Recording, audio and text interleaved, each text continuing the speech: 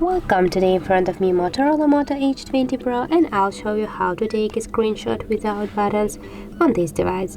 So first you should go to the settings app and here go to the display.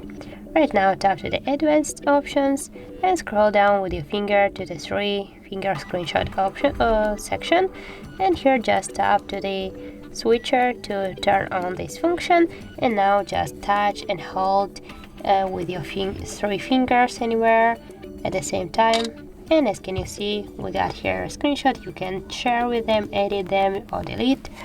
And also if you just turn it off, just tap with your finger here and you'll just make the screenshot with your buttons.